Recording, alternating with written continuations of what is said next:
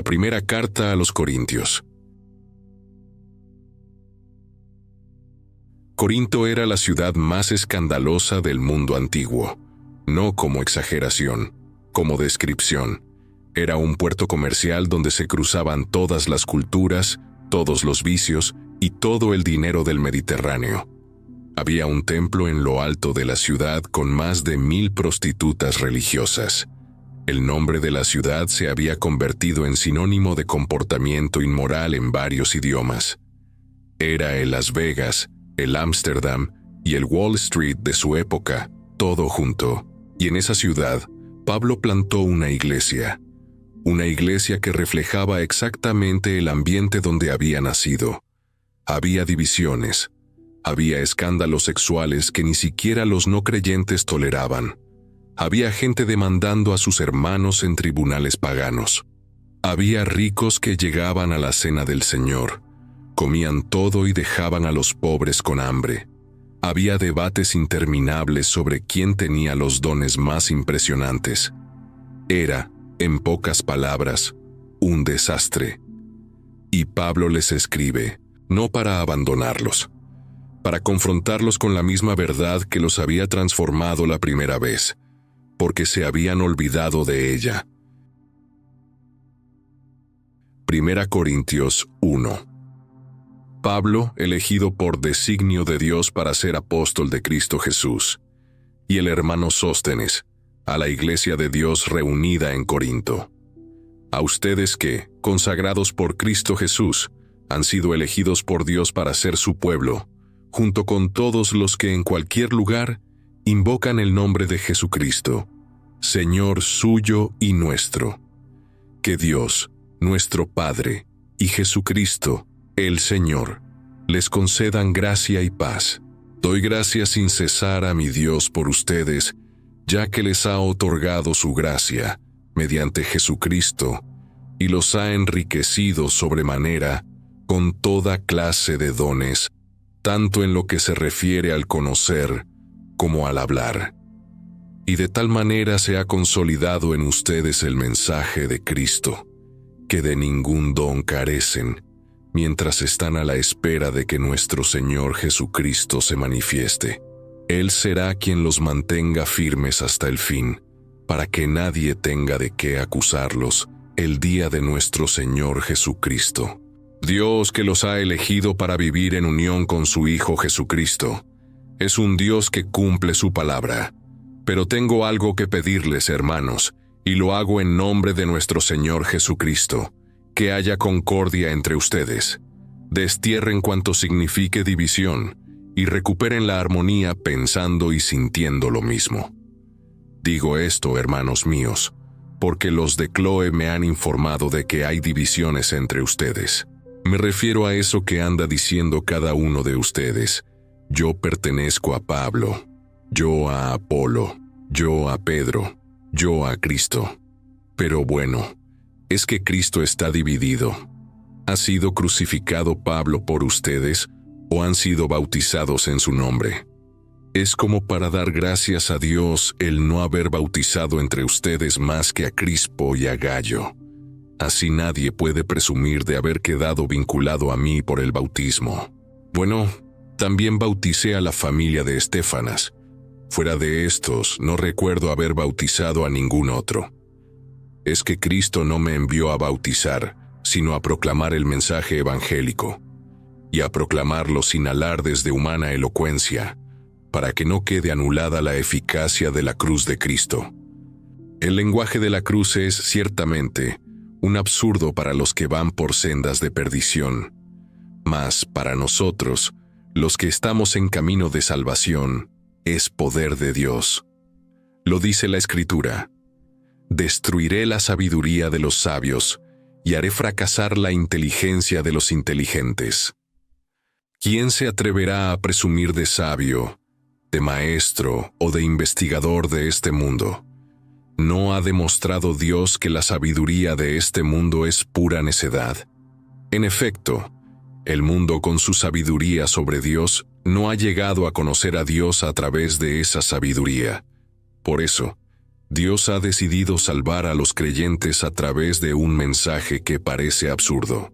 Porque mientras los judíos piden milagros y los griegos buscan sabiduría, nosotros anunciamos a Cristo crucificado, que para los judíos es una piedra en que tropiezan y para los paganos es cosa de locos. Pero para los que Dios ha elegido, sean judíos o griegos, ese Cristo es poder y sabiduría de Dios, pues lo que en Dios parece absurdo es mucho más sabio que lo humano, y lo que en Dios parece débil es más fuerte que lo humano. Basta, hermanos, con que se fijen en cómo se ha realizado su propia elección. No abundan entre ustedes los que el mundo considera sabios, poderosos o aristócratas. Al contrario, Dios ha escogido lo que el mundo tiene por necio, para poner en ridículo a los que se creen sabios. Ha escogido lo que el mundo tiene por débil, para poner en ridículo a los que se creen fuertes. Ha escogido lo sin importancia según el mundo, lo despreciable, lo que nada cuenta, para anular a quienes piensan que son algo.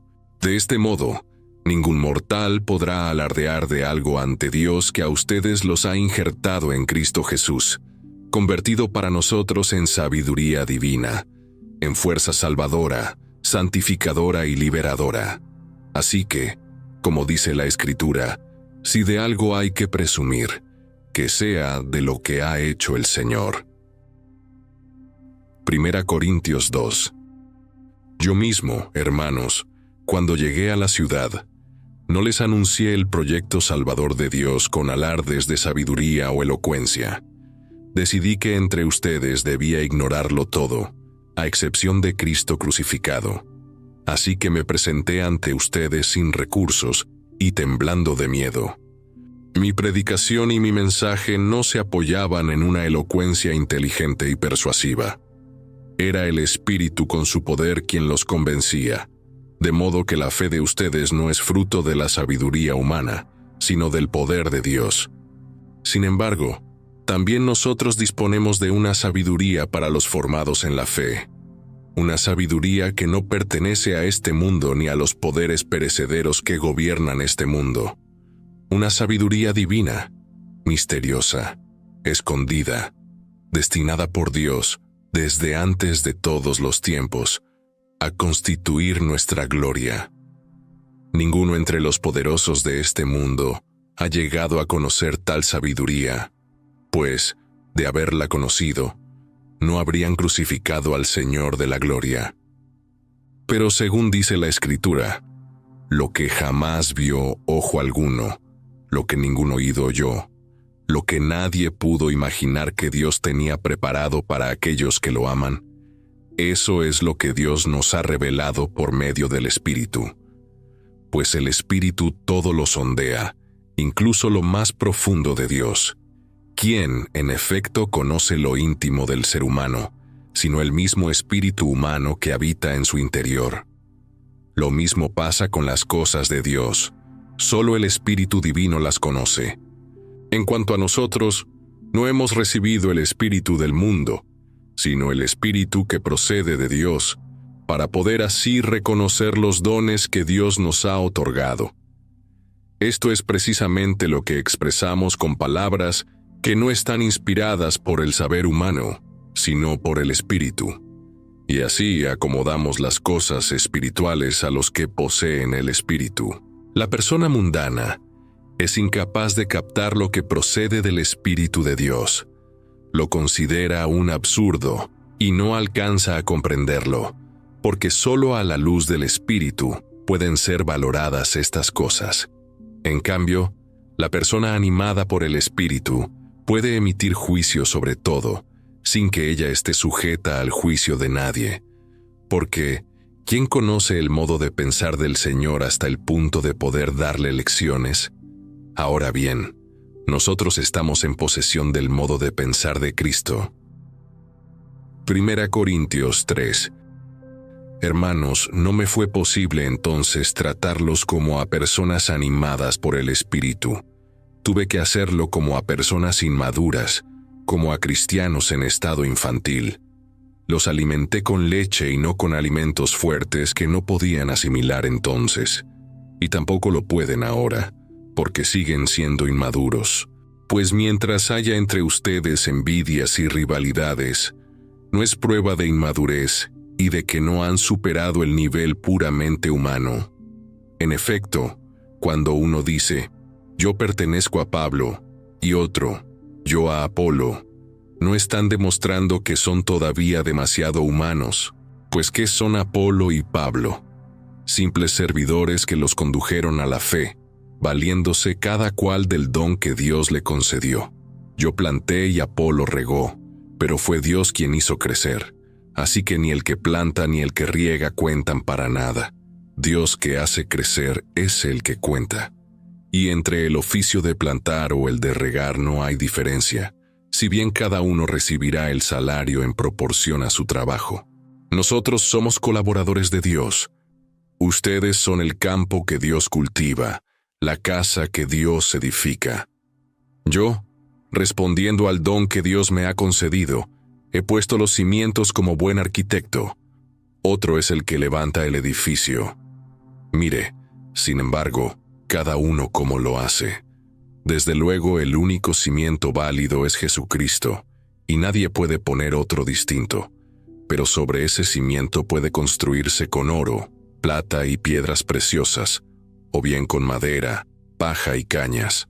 El día del Señor pondrá de manifiesto el valor de lo que cada uno haya hecho, pues ese día vendrá con fuego, y el fuego pondrá a prueba la consistencia de lo que cada uno haya hecho.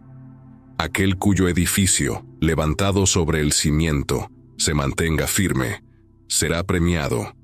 Aquel cuyo edificio no resista al fuego, será castigado.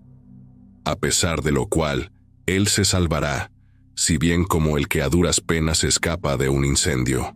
¿Ignoran ustedes acaso que son templo de Dios y morada del Espíritu Divino? Si destruyen el templo de Dios, Dios mismo los destruirá a ustedes. No en vano el templo de Dios es algo santo, y ustedes mismos son ese templo. Que nadie se engañe. Si alguno de ustedes presume de sabio según los criterios de este mundo, mejor será que se convierta en necio, para alcanzar así la verdadera sabiduría. Porque la sabiduría del mundo es necedad a los ojos de Dios. Así lo dice la Escritura. Dios atrapa a los sabios en la trampa de su propia astucia. Y en otro lugar, el Señor sabe cuán vanos son los pensamientos de los sabios. Que nadie, pues, ande presumiendo de los que no pasan de ser seres humanos. Todo les pertenece a ustedes. Pablo, Apolo, Pedro, el mundo, la vida, la muerte, lo presente y lo futuro, todo es de ustedes. Pero ustedes son de Cristo, y Cristo es de Dios. Hay algo que Corinto tenía en abundancia, y que Pablo lleva capítulos desarmando: la obsesión con la sabiduría humana. Los corintios vivían en una ciudad donde los filósofos eran celebridades, donde la elocuencia era poder, donde la persona más admirada era la que podía argumentar mejor, convencer más, impresionar a la audiencia con el peso de sus ideas. Y esa cultura había entrado a la iglesia. La gente elegía a sus maestros favoritos como si fueran equipos de fútbol. Yo soy de Pablo. Yo soy de Apolos. Yo soy de Cefas. Y Pablo les dice algo que debió sonar completamente descabellado en ese contexto. La sabiduría de Dios parece locura para el mundo, y lo que el mundo llama sabiduría es lo que Dios llama necedad. El Evangelio no convence por su elegancia intelectual, convence porque es verdad. Y la verdad no necesita empaque lujoso. Un mensaje sobre un hombre crucificado que resucitó no gana debates filosóficos, pero cambia vidas. Y esa es exactamente la diferencia entre lo que Corinto admiraba y lo que Dios usa. No lo más impresionante, lo más real. 1 Corintios 4. A nosotros la gente nos ha de considerar como lo que somos, servidores de Cristo, y administradores de los planes secretos de Dios. Y lo que a un administrador se le pide es que sea fiel. En cuanto a mi conducta, me tiene sin cuidado el juicio que puedan emitir ustedes o cualquier otro tribunal humano. Ni siquiera yo mismo me juzgo. Es cierto que no me remuerde la conciencia, pero no por ello me considero inocente. Quien me juzga es el Señor, así que no emitan juicios prematuros. El Señor es quien iluminará, cuando venga, lo que se esconde en la oscuridad, y quien pondrá al descubierto las secretas intenciones de cada persona. Entonces cada uno recibirá de Dios su merecido. Hermanos, con el fin de que entendieran estas cosas, las he aplicado, a modo de ejemplo, a Apolo y a mi propia persona para que aprendan en nosotros lo de no ir más allá de lo que está establecido, y para que nadie se apasione por uno en contra de otro. Porque, ¿quién te hace a ti mejor que los demás? ¿Qué tienes que no hayas recibido? Y si todo lo que tienes lo has recibido, ¿a qué viene presumir como si fuera tuyo? Con que ustedes ya están satisfechos, ya son ricos, ya han alcanzado la realeza sin contar con nosotros. Ojalá fuera cierto, para compartir con ustedes esa realeza. Pues, a lo que veo, Dios nos ha reservado a los apóstoles el último lugar como si fuéramos condenados a muerte, y nos hemos convertido en espectáculo del mundo entero, tanto de ángeles como de humanos. Así que nosotros somos unos locos a causa de Cristo. Ustedes, en cambio, un modelo de sensatez cristiana. Nosotros somos débiles, ustedes fuertes.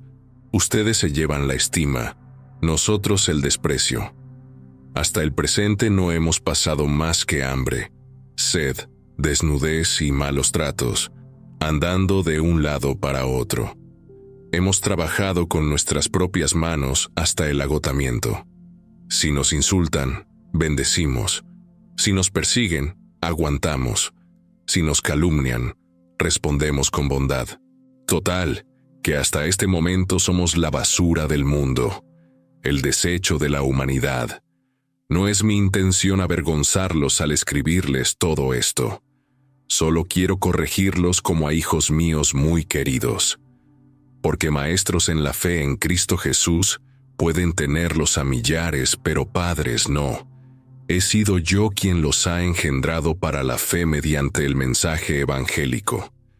Les ruego pues que sigan mi ejemplo, para lo que les he enviado a Timoteo, hijo mío muy querido y cristiano de fiar. Él les recordará el estilo de vida que tengo yo como creyente en Cristo Jesús, y que voy enseñando por doquier, en cada iglesia. Pensando que no iré a visitarlos, algunos han comenzado a envalentonarse. Pues bien, si Dios quiere, les haré pronto una visita, y entonces veremos si esos engreídos hacen tanto como dicen. Porque el reino de Dios no es cuestión de palabras, sino de eficacia. ¿Qué prefieren?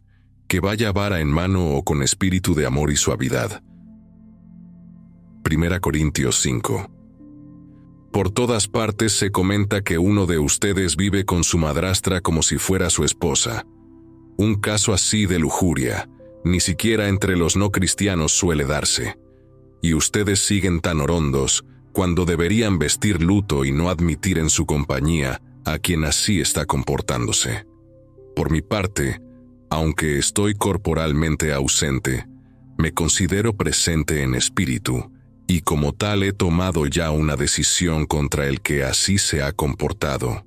Reunido pues en espíritu con ustedes, en el nombre y con la autoridad de nuestro Señor Jesucristo, he decidido dejar a ese individuo a merced de Satanás, a ver si queda destruida su condición pecadora, y él, animado por el Espíritu, se salva en el día del Señor. La cosa no es como para que se sientan orgullosos. ¿No saben que un poco de levadura hace fermentar toda la masa?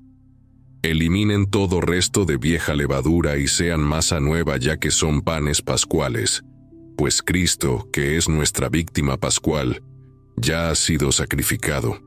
Así que hagamos fiesta, pero no a base de la vieja levadura, me refiero a la maldad y a la perversidad, sino con los panes pascuales de la sinceridad y de la verdad. Les dije por carta que no tuviesen trato con gente lujuriosa. Es claro que no hablaba en plural, de todos los lujuriosos de este mundo, como tampoco de todos los avaros, ladrones o idólatras, pues en tal caso tendrían que vivir en otro mundo. Lo que realmente quería decirles en la carta es que no tengan trato con quien presume de cristiano, y es lujurioso, avaro, idólatra, calumniador, borracho o ladrón. Con alguien así, ni sentarse a la mesa. No me corresponde a mí juzgar a quienes no forman parte de la iglesia, pero juzgar a quienes forman parte de ella sí es cosa de ustedes. A los que están fuera ya los juzgará Dios. Así que eliminen el mal de entre ustedes. 1 Corintios 6. ¿Cómo es que cuando tienen un pleito entre ustedes, llevan el asunto a un tribunal no cristiano, en lugar de resolverlo entre creyentes? ¿Es que no saben que son los creyentes quienes juzgarán al mundo? Si pues van a ser jueces del mundo, no serán competentes para tratar estos pleitos de menor cuantía. Hasta a ángeles tendremos que juzgar, pues con mayor razón asuntos concernientes a la vida ordinaria. Y sin embargo, cuando tienen pleitos de este tipo, escogen para resolverlos a los que nada significan para la iglesia. Se lo digo a ustedes para su propia vergüenza. ¿Es que no hay entre ustedes ni siquiera uno capaz de resolver estos litigios entre hermanos? Pleitean hermano contra hermano, y por si fuera poco, ante jueces no cristianos. Ya es una lástima que se den pleitos entre ustedes, cuando deberían soportar pacientemente la injusticia y hacer la vista gorda si alguno los estafa. Pero no, son ustedes mismos los injustos y los estafadores, y para colmo lo son con sus propios hermanos. ¿Ignoran acaso que los que hacen el mal no tendrán parte en el reino de Dios? No se llamen a engaño, ni los lujuriosos, ni los idólatras, ni los adúlteros, ni los afeminados, ni los homosexuales, ni los ladrones, ni los avaros, ni los borrachos, ni los difamadores, ni los estafadores heredarán el reino de Dios. Y esto es lo que antes eran algunos de ustedes, pero han sido purificados, consagrados y restablecidos por Dios en su amistad, en nombre de Jesucristo, el Señor, y por la acción del Espíritu de nuestro Dios. Andan diciendo algunos, todo me está permitido. Sí, pero no todo es conveniente. Y aunque todo me esté permitido, no debo dejar que nada me esclavice. Dicen también, la comida es para el estómago, y el estómago para la comida. Pero Dios hará que perezcan ambas cosas. Y en todo caso, el cuerpo no está hecho para la lujuria, sino para el Señor. A su vez, el Señor es para el cuerpo.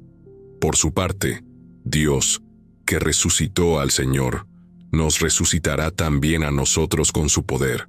Ignoran que sus cuerpos son miembros del cuerpo de Cristo. ¿Y voy a convertir un miembro de Cristo en miembro de prostituta? De ningún modo. Ustedes saben, en efecto, que unirse a una prostituta es hacerse con ella como un solo cuerpo. La misma Escritura lo dice. Los dos formarán un solo ser. En cambio, el que se une al Señor formará con él un solo ser en la esfera del Espíritu. Huyan de la lujuria. Cualquier otro pecado que la persona cometa queda fuera del cuerpo, pero el pecado de la lujuria ofende al propio cuerpo. ¿No saben que su cuerpo es templo del Espíritu Santo que han recibido de Dios y que habita en ustedes? Ya no son los dueños de ustedes mismos. Han sido rescatados a buen precio. Glorifiquen, pues, a Dios con el cuerpo. Pablo acaba de decir algo que la mayoría de los creyentes de Corinto no quería escuchar: que el cuerpo importa, que lo que haces con tu cuerpo no es un asunto privado sin consecuencias espirituales. En una ciudad donde la separación entre lo físico y lo espiritual era doctrina común, la idea de que el cuerpo del creyente es templo del Espíritu Santo era revolucionaria y molesta, porque era mucho más cómodo creer que el espíritu era lo que le importaba a Dios y que el cuerpo podía hacer lo que quisiera. Pablo destruye esa idea por completo. No con moralismo, con teología. Tu cuerpo fue comprado, tiene dueño, no para esclavizarte, sino porque lo que le pasa a tu cuerpo le importa al Dios que lo hizo y que lo va a resucitar. Eso no es una regla religiosa. Es una declaración sobre el valor que Dios le asigna a lo físico. Dios no rescató solo tu alma, te rescató a ti. Y eso incluye todo lo que eres, no solo la parte que se siente espiritual los domingos. Lo que Pablo les está diciendo es que la fe no tiene zonas privadas. No hay una parte de tu vida donde Dios no tenga nada que decir porque esa parte es solo tuya. Todo fue comprado. Todo le importa. Y vivir como si hubiera áreas de excepción no es libertad. Es una contradicción que tarde o temprano produce fractura. 1 Corintios 7. En cuanto a lo que me preguntaban por escrito, es cosa de alabar el que el varón renuncie a tener relaciones con la mujer, ante el peligro de la lujuria.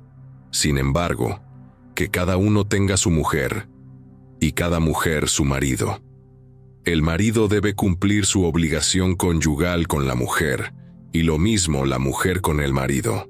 Porque la mujer ya no es dueña de su propio cuerpo, lo es el marido. Como tampoco el marido es dueño de su cuerpo, lo es la mujer. No pongan dificultades a su mutua entrega, a no ser de común acuerdo y por cierto tiempo, con el fin de dedicarse a la oración. Pero luego deben volver a la vida normal de matrimonio, no sea que, incapaces de guardar continencia, Satanás los arrastre al pecado. Esto se lo digo más en plan de concesión que de mandato. Bien quisiera yo que todos imitasen mi ejemplo, pero cada uno ha recibido de Dios su propio don, unos de un modo y otros de otro. Excelente cosa es, a los solteros y a las viudas se lo digo, que se mantengan como yo, pero si son incapaces de dominarse, que se casen. Mejor es casarse que dejarse abrazar por la pasión. Para los casados, tengo una orden del Señor, no mía, que manda que la mujer no se separe del marido. Y si tuviera que separarse, que permanezca sin casarse o se reconcilie con su marido. Y que tampoco el marido se divorcie de su mujer. En otros casos no es el Señor, sino yo, quien les dice que si un cristiano está casado con una mujer que no es cristiana, pero acepta seguir viviendo con él, no se divorcie de ella. Y de igual modo, si una mujer cristiana está casada con un hombre que no es cristiano, pero acepta vivir con ella, no se divorcie de él. La razón es que, tanto el marido como la mujer que no son cristianos, quedan consagrados a Dios por sus respectivos cónyuges cristianos. Y de este modo los hijos de ustedes ya están consagrados a Dios, mientras que, en caso contrario, no lo estarían. Ahora bien, si la parte no cristiana quiere separarse, que lo haga. En este caso, el hermano o la hermana cristianos quedan libres, ya que si Dios nos ha llamado es para que vivamos en paz. Porque, ¿estás tú segura, mujer, de que conseguirías salvar a tu marido? Y tú, marido, ¿estás seguro de que salvarías a tu mujer? Fuera de este caso, que cada uno viva según el don que haya recibido del Señor y en el estado en que se encontraba cuando Dios lo llamó a la fe. Es la norma que doy en todas las iglesias, que uno ha recibido el llamamiento de Dios estando circuncidado. No tiene por qué ocultarlo, que lo ha recibido sin estar circuncidado. No tiene por qué circuncidarse. ¿Qué más da estar o no estar circuncidado? Lo que importa es cumplir los mandamientos de Dios. Permanezca pues cada uno en el estado de vida en que estaba cuando Dios lo llamó. Eras esclavo cuando recibiste el llamamiento. No te importe, pero si tienes ocasión de recobrar la libertad, aprovéchala. Porque quien es llamado por el Señor siendo esclavo, se convierte en liberto del Señor, y quien es llamado siendo libre, se convierte en esclavo de Cristo. Ustedes han sido rescatados a buen precio. No se hagan esclavos de realidades humanas, que cada cual, hermanos, permanezca ante Dios en el estado que tenía cuando fue llamado a la fe. Cuanto a las personas solteras, no he recibido ninguna norma del Señor. Les ofrezco, sin embargo, el consejo de quien, por la misericordia de Dios, es digno de crédito. Pienso que, dada la difícil situación en que vivimos, lo mejor es que cada uno permanezca como está. ¿Estás casado? No intentes separarte. Eres soltero. No busques mujer. Pero no haces nada malo si te casas, como tampoco hace mal una soltera si se casa. Solo que yo quisiera ahorrar a todos estos las dificultades que les aguardan en la vida. Les prevengo además, hermanos, que el tiempo se acaba. En lo que resta, los que están casados vivan como si no lo estuvieran. Los que lloran, como si no lloraran. Los que están alegres como si no lo estuvieran. Los que compran, como si no fuera suyo lo comprado. Los que disfrutan de este mundo, como si no disfrutaran. Porque el orden natural de este mundo está en trance de acabar. Quisiera también ahorrarles preocupaciones. El soltero está en situación de preocuparse por las cosas del Señor, buscando en todo la forma de agradarle. En cambio, el casado ha de preocuparse de los asuntos del mundo y de cómo agradar a su mujer, teniendo así dividido el corazón.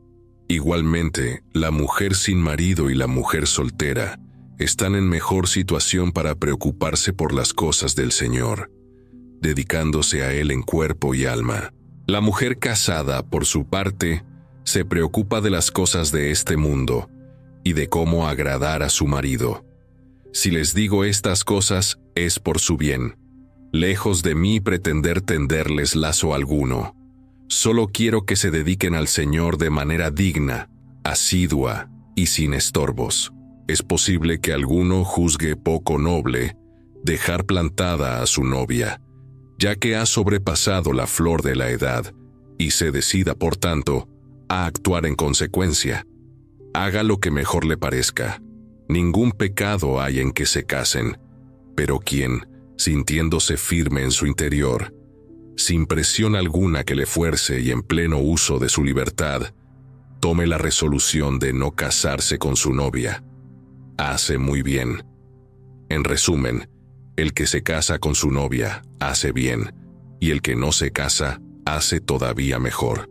Durante la vida de su marido, la mujer está ligada a él, pero si el marido muere, la mujer queda libre para casarse con quien le plazca, siempre que lo hagan como cristianos.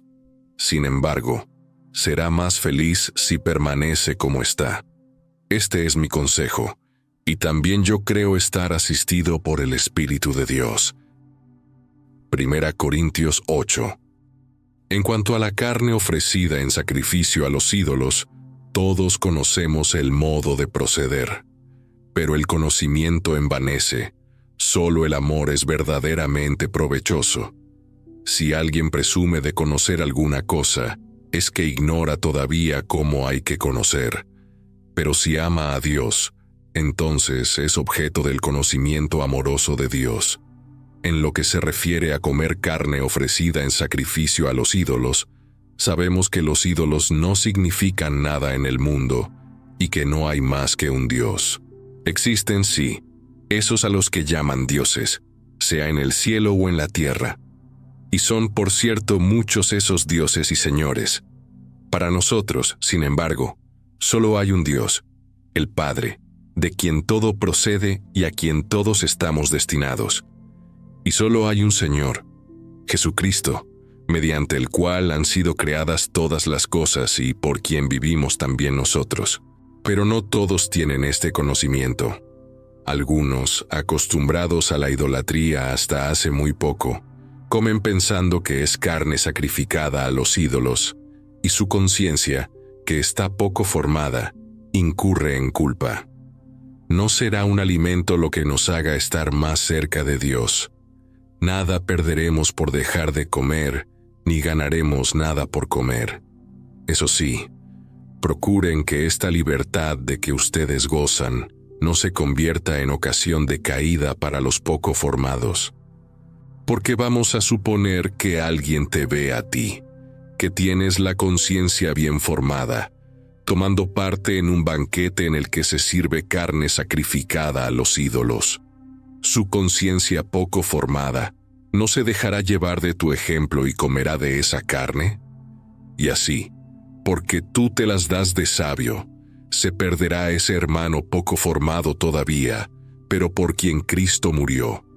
Con lo que, además de pecar contra los hermanos al hacer daño a su conciencia mal formada, pecan también ustedes contra Cristo. Por eso, si tomar un alimento va a ser ocasión de pecado para mi hermano, jamás tomaré ese alimento, para no dar a mi hermano ocasión de pecar. 1 Corintios 9. ¿No soy yo libre? ¿No soy apóstol? ¿No he visto a Jesús, nuestro Señor? ¿No son ustedes el fruto de mi trabajo cristiano?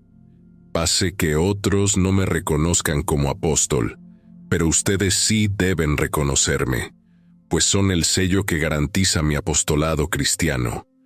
Esta es precisamente mi defensa frente a mis detractores. ¿Acaso no tenemos derecho a alimentarnos? ¿No tenemos derecho a llevar con nosotros una mujer cristiana, como hacen los demás apóstoles, los hermanos del Señor y el mismo Pedro? ¿O es que Bernabé y yo somos los únicos obligados a realizar otros trabajos? ¿Cuándo se ha visto a un soldado hacer la guerra a costa de sus propios bienes? ¿Quién planta una viña y no come de sus frutos? ¿Quién apacienta un rebaño y no se alimenta de su leche? Pero no quisiera alegar razones puramente humanas. Es la ley quien lo dice, la ley de Moisés en la que está escrito: no pongas bozal al buey que trilla. ¿Y esto lo dice Dios porque le preocupen los bueyes, o más bien refiriéndose a nosotros? Sin duda que está escrito en atención a nosotros, ya que tanto el que ara como el que trilla lo hacen con la esperanza de participar en la cosecha. Nosotros hemos sembrado bienes espirituales. Será mucho pedir que cosechemos de ustedes algún bien terreno. Si otros se consideran con derecho a ello, mucho más nosotros.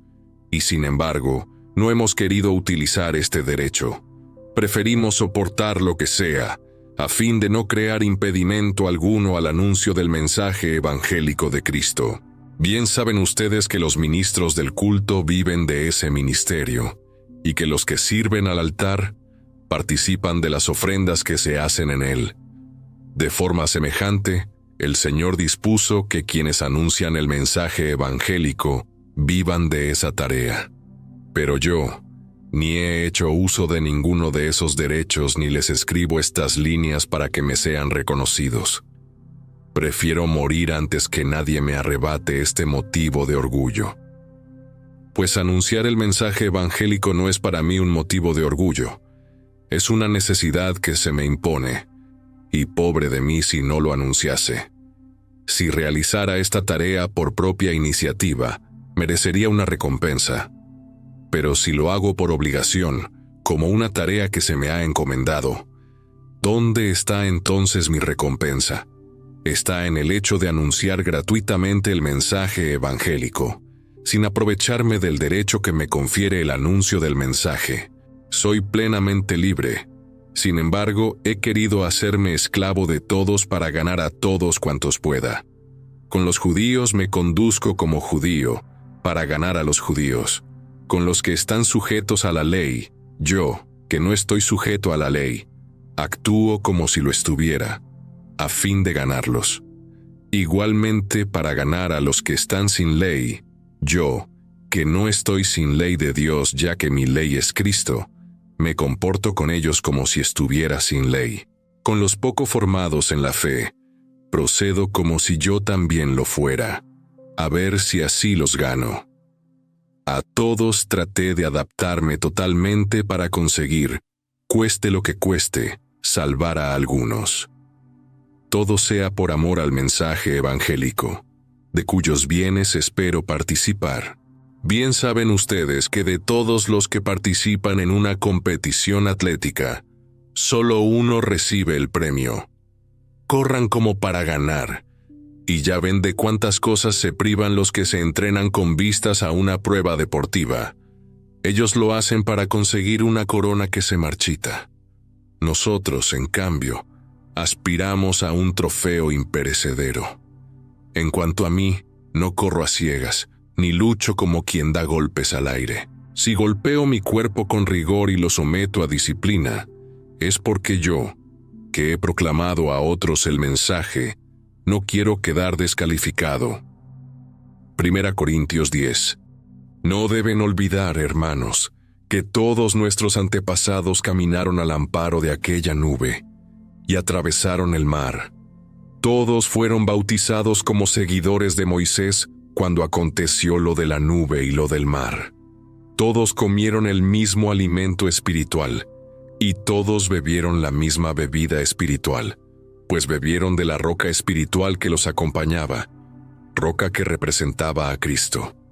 Y a pesar de todo, la mayor parte de ellos no agradó a Dios, y fueron por eso aniquilados en el desierto. Todo aquello sucedió para servirnos de ejemplo a nosotros, para que no corramos tras el mal, como ellos corrieron, para que no se den ustedes a la idolatría, como se dieron algunos de ellos, según dice la Escritura. Se sentó el pueblo a comer y a beber, y se levantó luego a divertirse, para que no nos entreguemos a la lujuria, como se entregaron algunos de ellos, por lo que perecieron 23,000 en un solo día, para que no pongamos a prueba la paciencia del Señor, como hicieron algunos de ellos y murieron mordidos por serpientes, y para que no se quejen ustedes de Dios como se quejaron algunos de ellos, y los aniquiló el exterminador. A ellos les sucedieron estas cosas como ejemplo, y se han escrito para escarmiento de quienes vivimos ya en estos tiempos que son los últimos. Así que, si alguno presume de mantenerse firme, esté alerta, no sea que caiga. Hasta ahora, ninguna prueba les ha sobrevenido que no pueda considerarse humanamente soportable. Dios es fiel y no permitirá que ustedes sean puestos a prueba más allá de sus propias fuerzas. Al contrario, junto con la prueba, les proporcionará también la manera de superarla con éxito. Eviten, por tanto, queridos míos, el culto a los ídolos. Les hablo como a personas inteligentes, capaces de estimar el valor de lo que les digo. La copa bendita que bendecimos, ¿no nos hace participar de la sangre de Cristo? Y el pan que partimos, ¿no nos hace compartir el cuerpo de Cristo? Porque al haber un solo pan del que todos participamos, nosotros, que somos muchos, formamos un solo cuerpo. Fíjense en el pueblo israelita. ¿No es cierto que quienes se alimentan de las víctimas sacrificadas quedan vinculados al altar? No quiero decir con ello que esas víctimas sacrificadas a los ídolos tengan algún valor o que los ídolos signifiquen algo.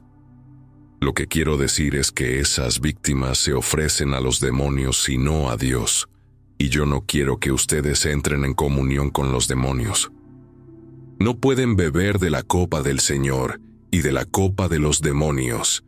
No pueden comer de la mesa del Señor y de la mesa de los demonios, a no ser que pretendamos provocar la ira del Señor. ¿Nos creemos acaso más fuertes que Él? Todo está permitido, dicen algunos. Sí, pero no todo es conveniente.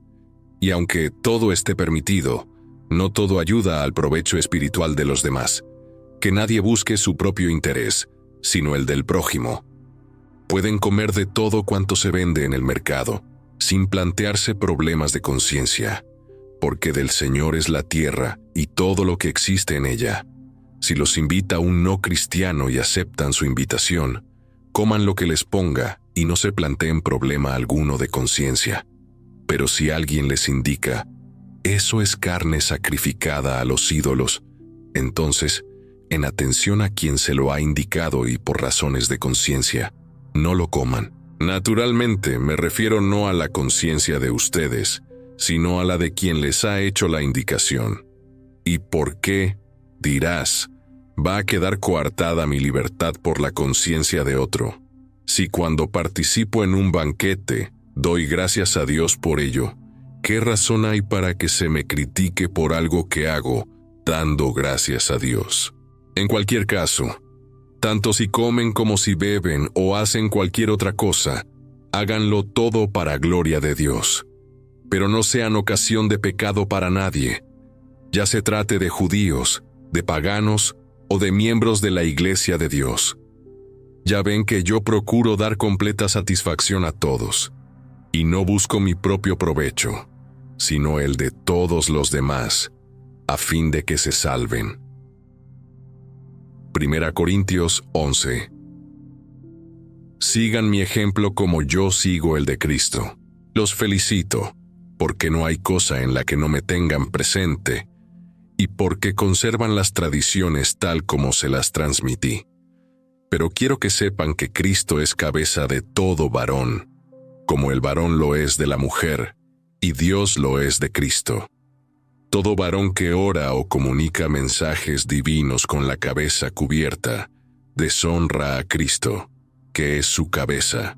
Igualmente, toda mujer que ora o comunica mensajes divinos con la cabeza descubierta, deshonra al marido, que es su cabeza.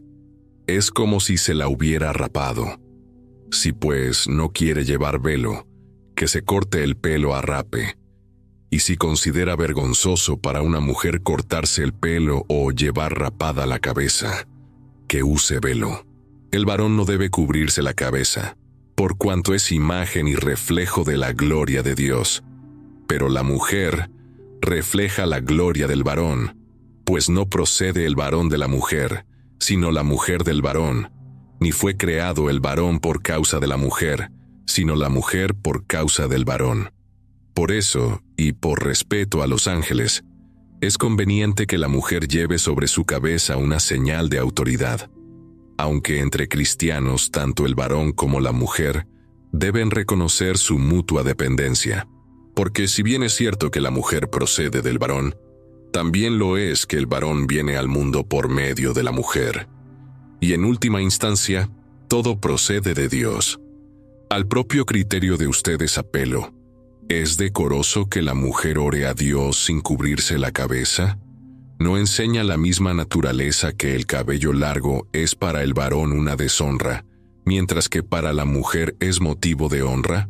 En efecto, la cabellera le ha sido dada a la mujer para que le sirva de velo. En cualquier caso, si alguno quiere seguir discutiendo sobre esto, sepa que no tenemos tal costumbre, ni la tienen las demás iglesias cristianas. A propósito de estas recomendaciones, tampoco es como para felicitarlos el hecho de que las asambleas que ustedes celebran les ocasionen más perjuicio que provecho. Para empezar, ha llegado a mis oídos que, cuando se reúnen en asamblea, los bandos están a la orden del día. Cosa, por cierto, nada increíble, si se piensa que hasta es conveniente que existan divisiones entre ustedes, para que se manifieste quiénes son entre ustedes los verdaderos creyentes. El caso es que en sus propias asambleas ya no es posible comer la cena del Señor, pues cada uno empieza comiendo la comida que ha llevado, y así resulta que mientras uno pasa hambre, otro está borracho. ¿Pero es que no tienen sus casas para comer y beber? Ya se ve que aprecian bien poco la asamblea cristiana y que no les importa poner en evidencia a los más pobres. ¿Qué esperan que les diga? ¿Acaso que los felicite? Pues no es precisamente como para felicitarlos. Por lo que a mí toca, les he transmitido una tradición que yo recibí del Señor, a saber, que Jesús, el Señor, la noche misma en que iba a ser entregado, tomó pan, dio gracias, lo partió y dijo: Esto es mi cuerpo que entrego por ustedes. Hagan esto en memoria de mí. Después de cenar, tomó igualmente la copa y dijo: Esta copa es la nueva alianza sellada con mi sangre. Cada vez que beban de ella, háganlo en memoria de mí. Y de hecho, siempre que comen de este pan y beben de esta copa, están proclamando la muerte del Señor, en espera de que Él venga. Por lo mismo, quien come del pan o bebe de la copa del Señor de manera indigna, se hace culpable de haber profanado el cuerpo y la sangre del Señor. Examine pues cada uno su conciencia antes de comer del pan y beber de la copa, porque quien come y bebe sin advertir de qué cuerpo se trata, come y bebe su propio castigo. Ahí tienen la causa de no pocos de sus achaques y enfermedades, e incluso de bastantes muertes. Ah, si nos hiciésemos la debida autocrítica, entonces escaparíamos del castigo. De cualquier modo, si el Señor nos castiga, es para corregirnos y para que no seamos condenados junto con el mundo.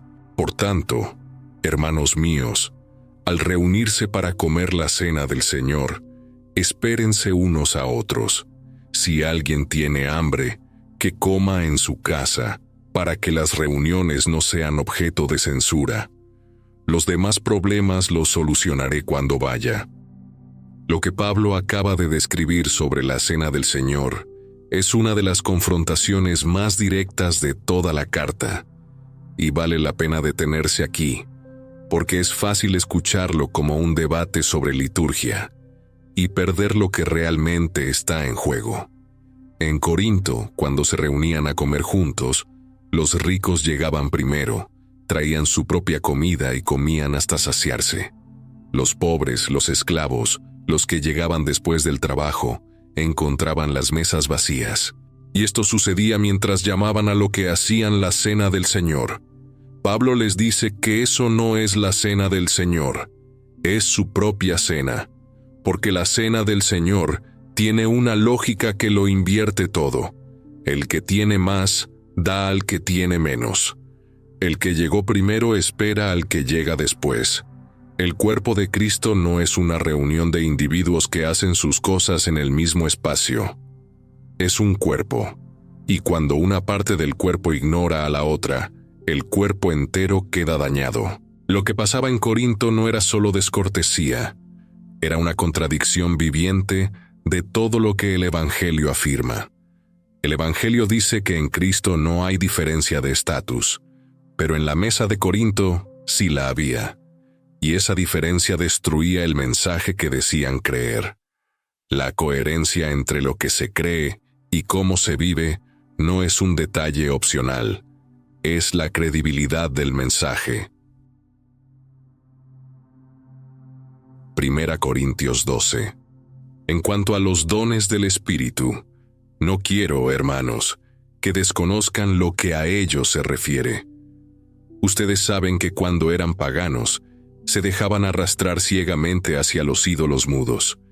Les hago saber al respecto que nadie impulsado por el Espíritu de Dios puede exclamar: «Maldito sea Jesús», como tampoco nadie puede proclamar: «Jesús es Señor», si no es bajo la acción del Espíritu Santo. Hay diversidad de dones, pero el Espíritu es el mismo. Hay diversidad de funciones, pero uno mismo es el Señor. Son distintas las actividades, pero el Dios que lo activa todo en todos es siempre el mismo. La manifestación del Espíritu en cada uno se ordena al bien de todos. Así, a uno lo capacita el Espíritu para hablar con sabiduría, mientras a otro el mismo Espíritu le concede expresarse con un profundo conocimiento de las cosas. El mismo y único Espíritu que otorga a uno el don de la fe, concede a otro el poder de curar enfermedades, o el de hacer milagros, o el de comunicar mensajes de parte de Dios, o el de distinguir entre espíritus falsos y el espíritu verdadero, o el de hablar en un lenguaje misterioso, o el de interpretar ese lenguaje. Todo lo realiza el mismo y único Espíritu, repartiendo a cada uno sus dones como Él quiere. Sabido es que el cuerpo, siendo uno, tiene muchos miembros, y que los diversos miembros, por muchos que sean, constituyen un solo cuerpo. Lo mismo sucede con Cristo. Todos nosotros, en efecto, seamos judíos o no judíos, esclavos o libres, hemos recibido el bautismo en un solo espíritu, a fin de formar un solo cuerpo. A todos se nos ha dado a beber de un mismo espíritu. Por otra parte, el cuerpo no está formado por un solo miembro, sino por muchos.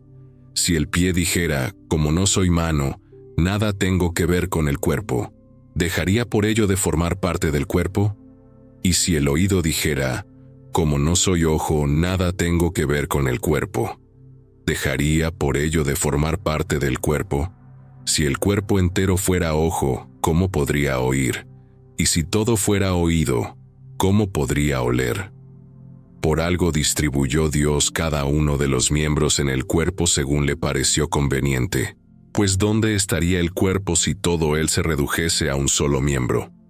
Precisamente por eso, aunque el cuerpo es uno, los miembros son muchos, y no puede el ojo decirle a la mano, no te necesito.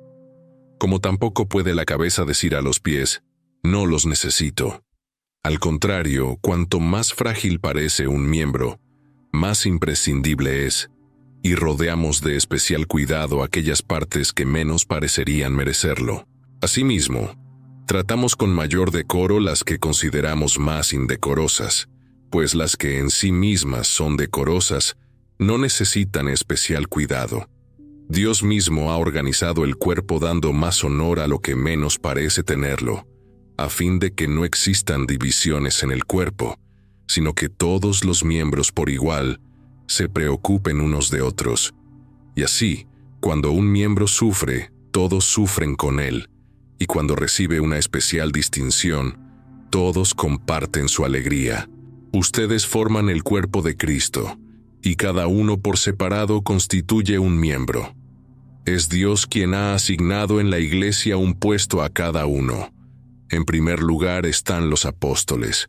En segundo lugar, los que comunican mensajes de parte de Dios. En tercer lugar, los encargados de enseñar.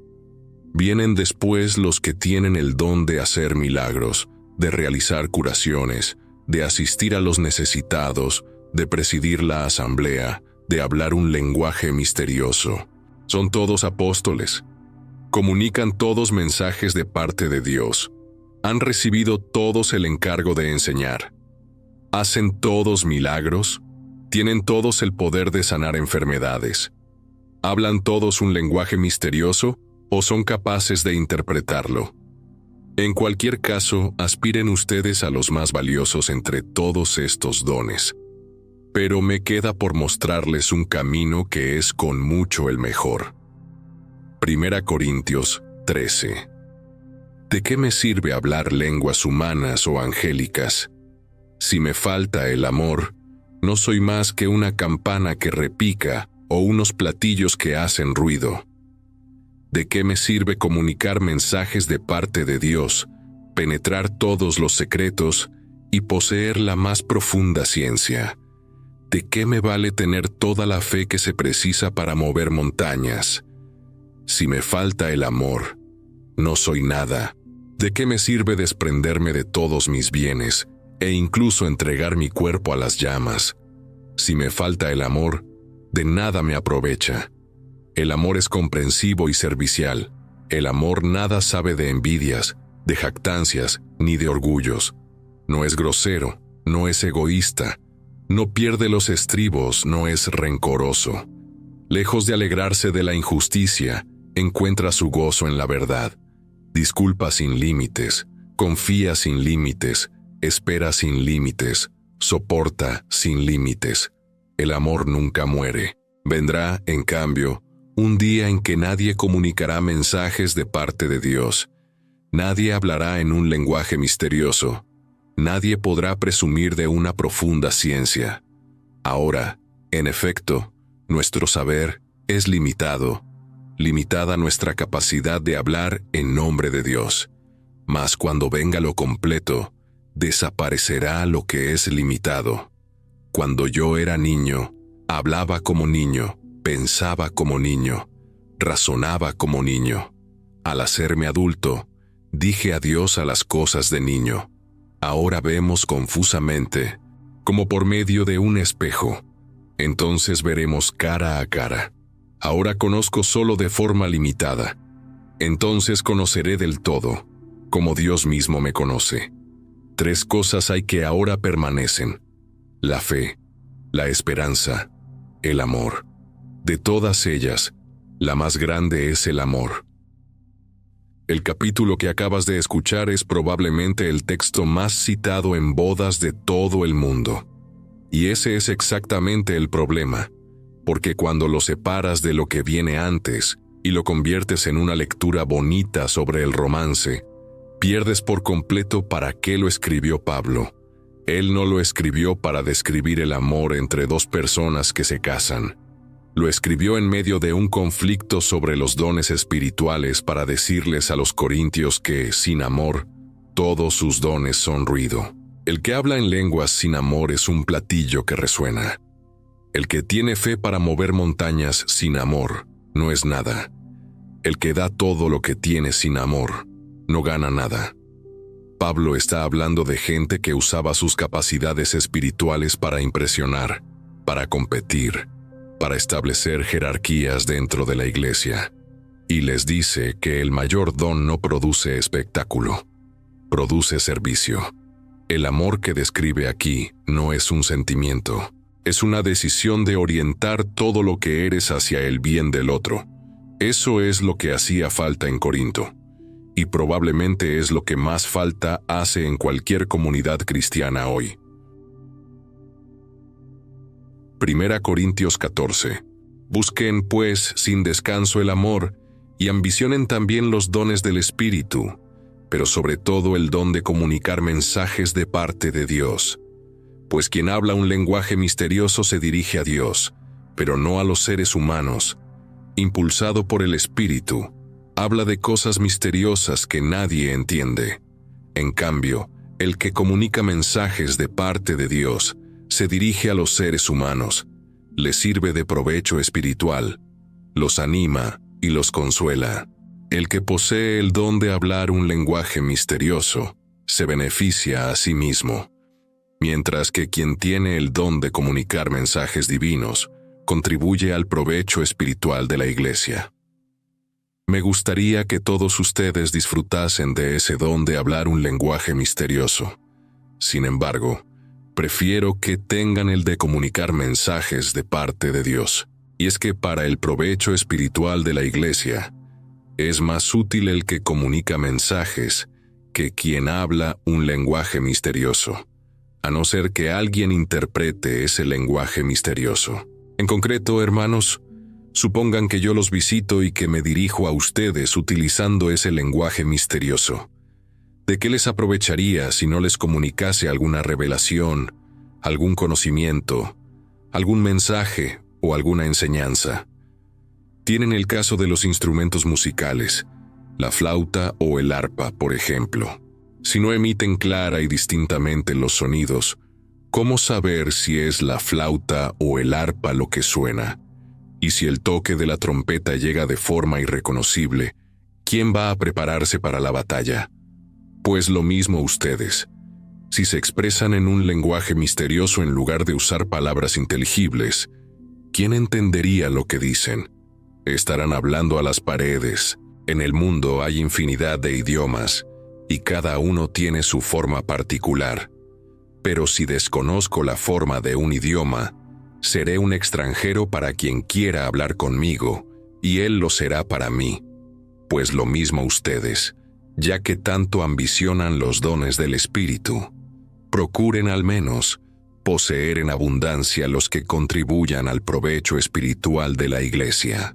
Concluyendo, el que posea el don de hablar en un lenguaje misterioso, pídale a Dios el don de interpretarlo, porque si estoy orando en ese lenguaje misterioso, mi espíritu ora ciertamente, pero mi mente no recibe fruto alguno. ¿Qué hacer entonces? Trataré de orar impulsado por el Espíritu, pero intentando comprender lo que digo. Trataré de cantar impulsado por el Espíritu, pero intentando entender lo que canto. Supongamos que, impulsado por el Espíritu, prorrumpes en una alabanza a Dios. ¿Cómo podrá responder amén a tu acción de gracias el simple fiel si no sabe lo que has dicho? Habrás pronunciado una magnífica acción de gracias, inútil, sin embargo, para el provecho espiritual del que te escucha.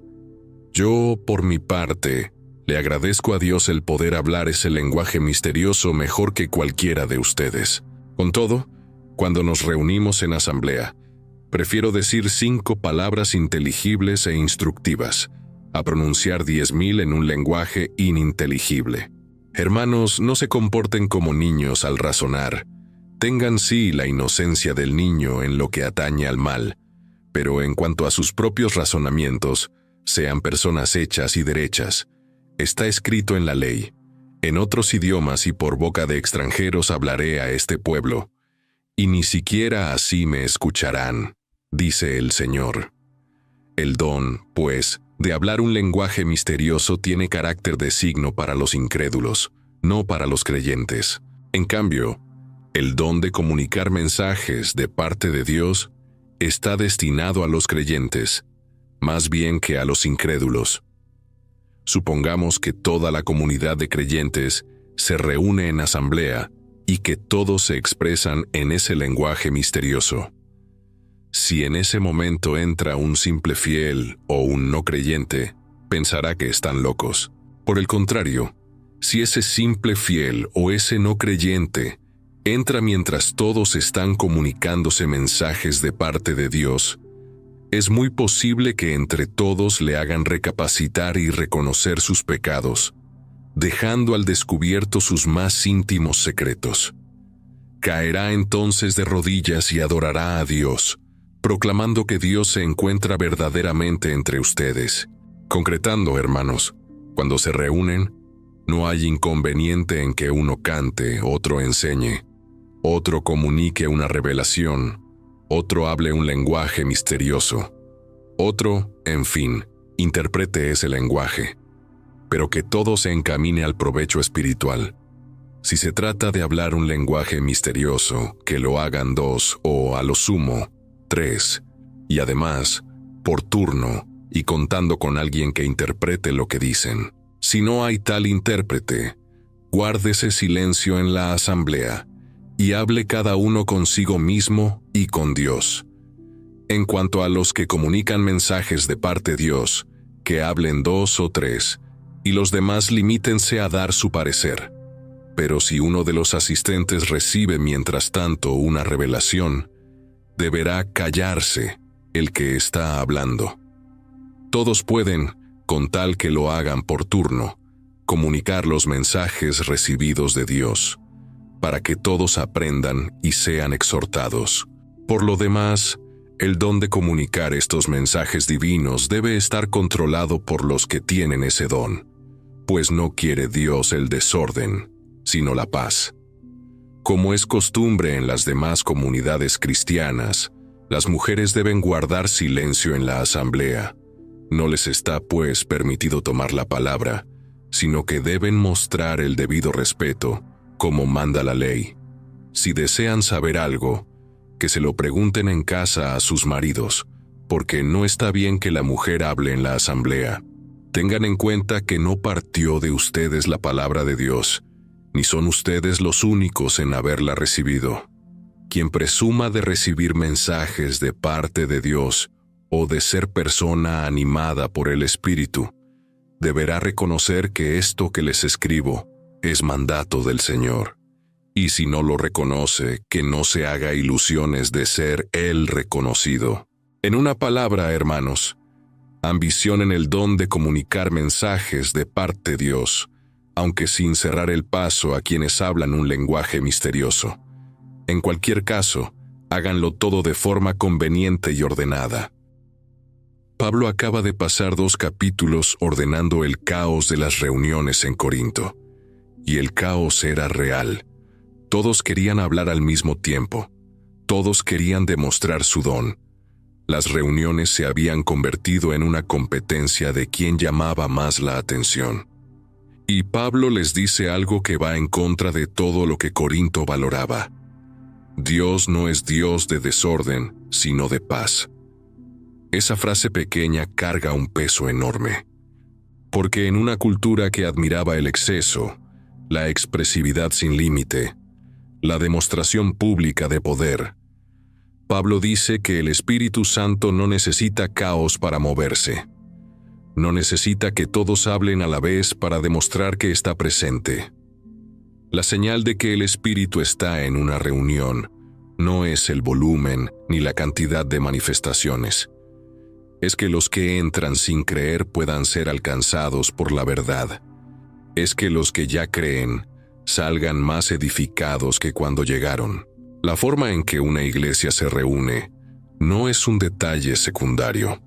Es una declaración de qué Dios sirve y cómo ese Dios actúa.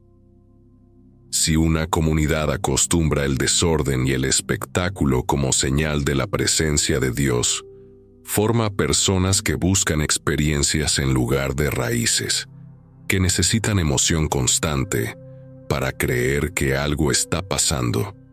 Eso no es madurez, es dependencia de la adrenalina religiosa. 1 Corintios 15.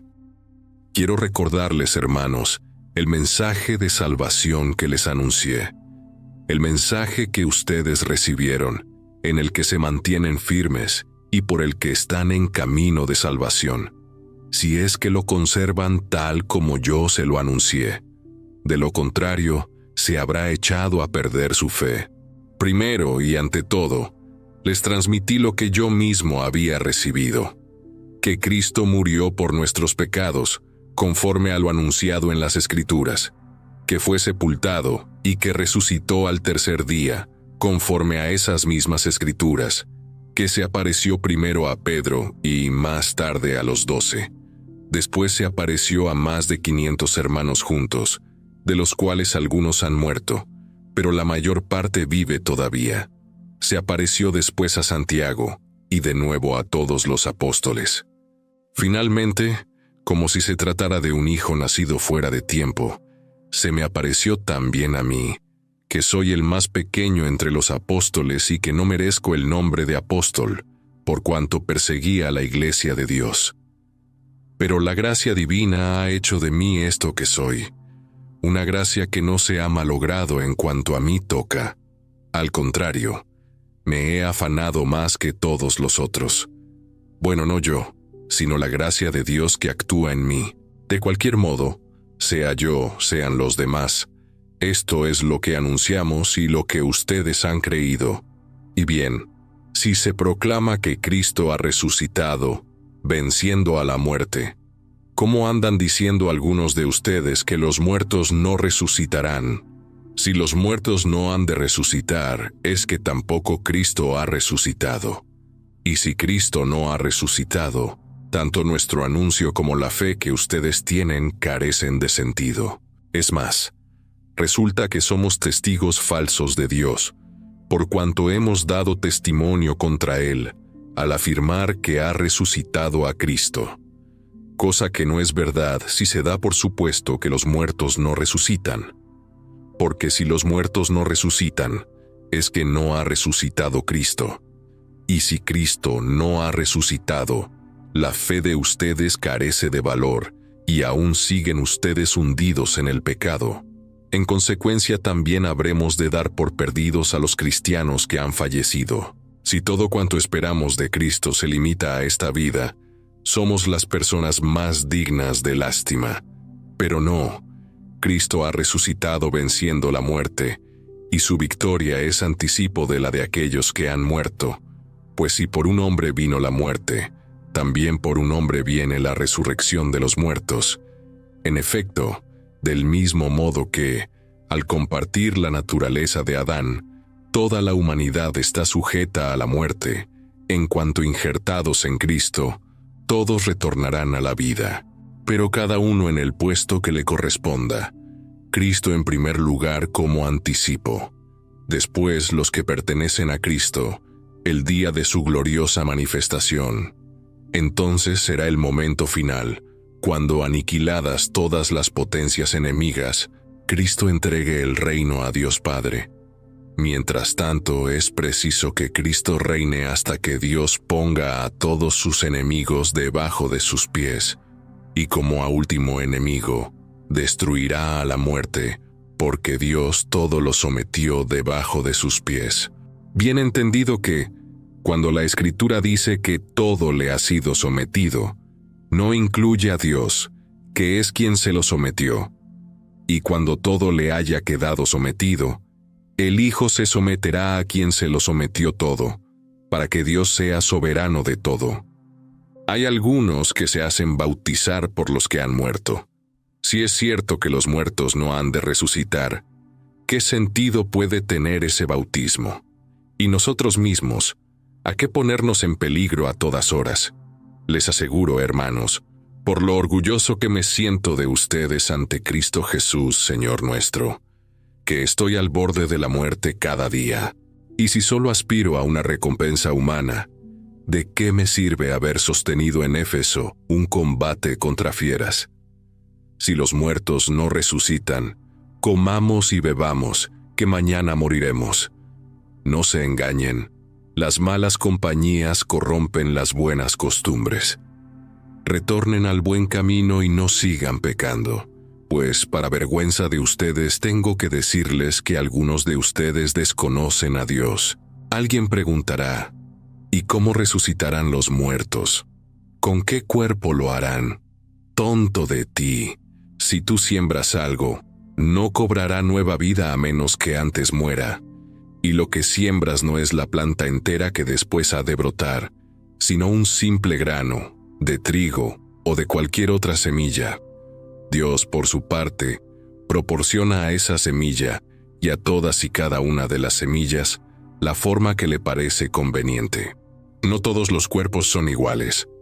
Hay diferencia entre el cuerpo del ser humano, el del ganado, el de las aves y el de los peces. Hay cuerpos celestes y cuerpos terrestres, y no es el mismo resplandor el de los unos que el de los otros. No brilla el sol como brillan la luna o las estrellas, e incluso entre las estrellas cada una tiene un brillo diferente. Así sucede con la resurrección de los muertos. Se siembra algo corruptible, resucita incorruptible. Se siembra una cosa despreciable, resucita resplandeciente de gloria. Se siembra algo endeble, resucita pleno de vigor. Se siembra, en fin, un cuerpo animal, resucita un cuerpo espiritual. Pues si hay cuerpo animal, también lo hay espiritual. La Escritura dice, Adán, el primer ser humano, fue creado como un ser dotado de vida. El último Adán, como un espíritu que da vida.